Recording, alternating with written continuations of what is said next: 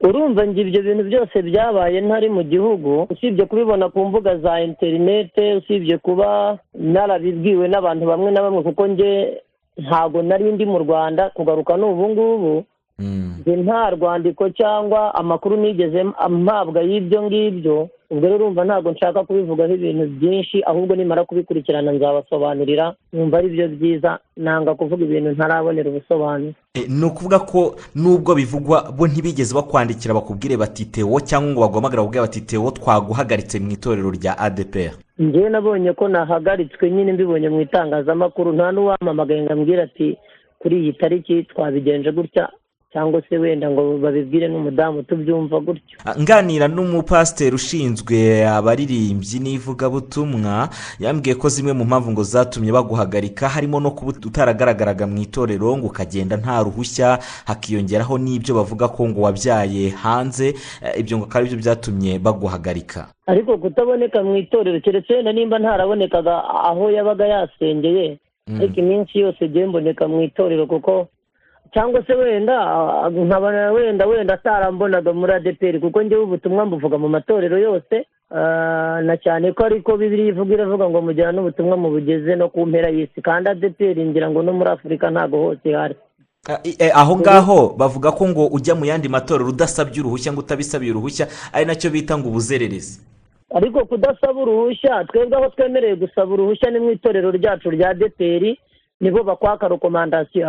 andi matorero baragutumira nkawe nk'umuririmbyi cyangwa umukozi w'Imana, ntabwo bakwaka ibyangombwa by'iwanyu kuko ntimuba muhuje n'imyizerere.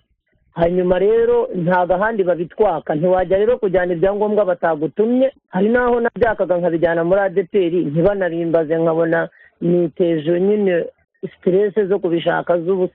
Bivuze rero ko ibyo bita ubuzererezi wowe utabyemera?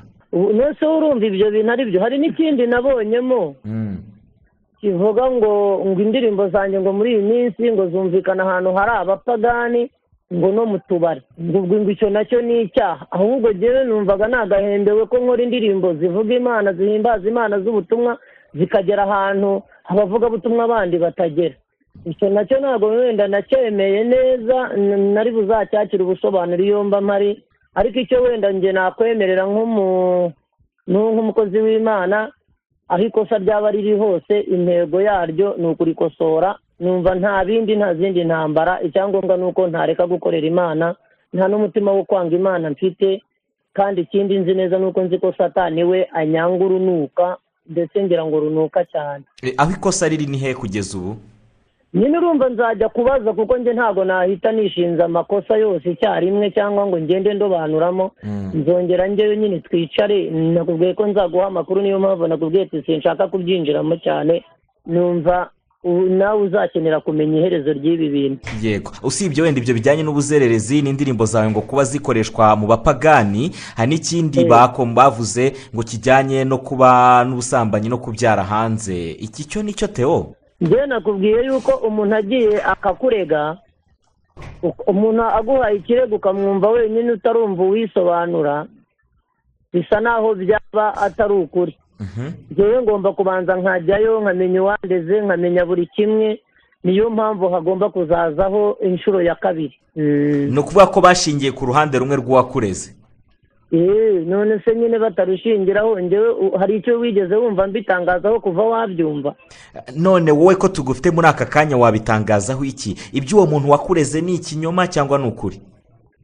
Njyewe ntabwo nabanza kubitangariza itangazamakuru, ntarabanza kubitangariza itorero ryanjye dufitanye ibibazo. Naba mbaye nk'urengereye kandi nkitwa umukristo wenda uri mu bibazo, kuko numva nubwo bavuze ngo ndahagaritse nk'uko nabisomye, njye bundi ntabwo nakwifuza guhagarara. Ngomba kubanza nkahera aho byatangiriye, ahandi naho nkahaza nyuma. Bavuga ko kugira ngo bongere bakwakira ari uko wasaba imbabazi. Witeguye gusaba izo mbabazi imbere y'itorero? Nyuma y'ibyo biganiro nibwo nzamenya ikizavamo, kuko rega njye sindemera nimba mpagaritse nzabyemera ngiye nko mu rusengero bakambwira bati ntabwo uri buririmbe cyangwa nturi burwicaremo. Bivuga ko ntabwo ndabona itangazo ribinyemeza. Bivuga ko hari icyumweru wagiye gusenga cyo ku itariki ngira ngo mu cyumweru cya nyuma cy'ukwa 12 wagiye gusenga, bakakwima bakakwangira ko ujya kwigaburo. Oya, kuva nabaho nta hantu ndajya usibye no mu itorero ryacu ntaho ndajya ngo banyime igaburo. Ese wenda nimba ari nk'umuntu wari warikoreye iwe mu rugo atari ku rusengero akari inyuma bisanzwe wenda by'ubusambo busanzwe bw'abantu. Uheruka gusengera muri ADPR kuri Sheri ku mudugudu wawe ryari? Ntabwo nagiye mbikurikirana, ariko mbere y'uko hatangazwa ibyo narahasengeye, ariko nk'umuntu ukunda kugenda cyane najyaga ngenda nkamara igihe nk'ubwo mbere y'uko bampagarika agiye nari maze bitari munsi nibura y'amezi 5 nta nari no mu Rwanda ngenda ngaruka njya za Uganda aho ngaho kubera kuhibanda cyane. Imana yagiye ihamera umugisha, hari ibintu ngiye mfiteyo by'Imana yagiye inyihera iciye mu bantu nkajyayo bimwe na bimwe kubireberera. Byo ntabwo nahaherukaga ku rusengero, niwavuga ngo ntibampaye igaburo yababeshye, bakoze nk'amagaburo arenga nk'5 cyangwa 6 nta nari mu Rwanda. Uwo nawe yaba yarakoze ikosa wenda ryo gushyiramo umunyu. Theo, turagushimiye, keretse niba wumva hari icyo warenzaho kuri ikiganiro tugiranye.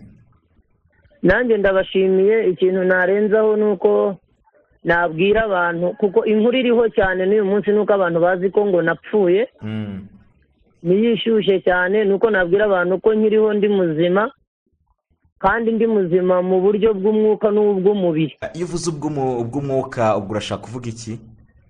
Ubw'umwuka ni ubuzima bwo gusenga, bwo kubaha Imana, bwo gutinya Imana no kuyikorera, nibwo buzima bw'umwuka. Nubangura cyari kuba nyiri umukristo ngisenga nzi neza ko nyine nitangira ubuhamya nkanjye.